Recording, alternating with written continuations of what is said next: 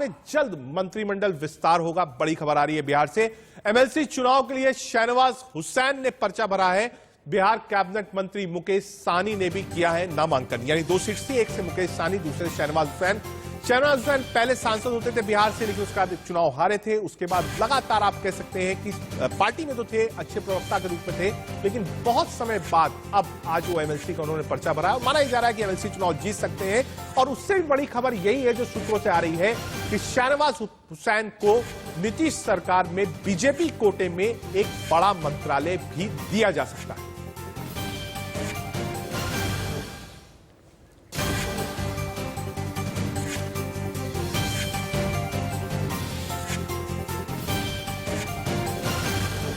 है उसके चारों घटक दल हैं, मिलकर काम कर रहे हैं और सरकार में भी काम कर रहे हैं, सरकार के सहयोग में भी काम कर रहे हैं।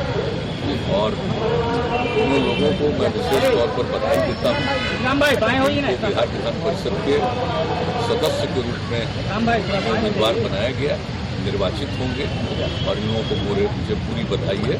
और सब मिलकर के काम करते हैं, सब मिलकर के काम करते हैं। हमारी पार्टी ने श्री सैयद शहनवाज हुसैन जी को मेरे द्वारा खाली की गई सीट पर और बीजेपी के उम्मीदवार के रूप में घोषित किया है। और इसके पहले जब मैं भागलपुर से चुनाव जीता था और जब मैंने इस्तीफा दिया था तो उस सीट पर भी पार्टी ने शहनवाज हुसैन जी को ही उम्मीदवार बनाया था, उनकी जीत हासिल हुई थी। और शहनवाज जी के विधान परिषद में आने से एनडीए को काफ़ी लाभ मिलेगा। मुझे खुशी है कि एनडीए ने श्री मुकेश साहनी और श्री शहनवाज हुसैन जी को अपना उम्मीदवार बनाया है। इन दोनों की जीत सुनिश्चित है।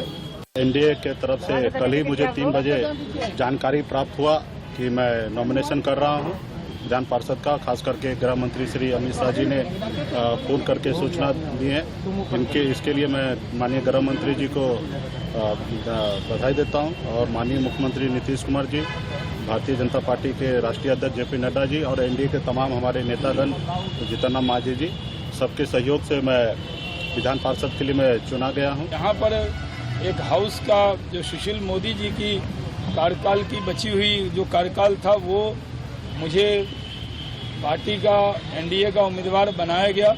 मैं माननीय मुख्यमंत्री जी का, दोनों उप मुख्यमंत्री जी का, माननीय जायसवाल जी का, एनडीए के सारे नेताओं का, साहनी जी का, सब का मैं बहुत आभार व्यक्त करता हूं कि आज नॉमिनेशन में रहे। ये चुनाव बहुत विधान परिषद का उपचुनाव है, लेकिन मेरा सौभाग्य रहा है कि बड़े और मेरे बड़े के नाते, बड़े भाई के तौर पर नीतीश कुमार जी के साथ काम करने का बहुत अवसर रहा।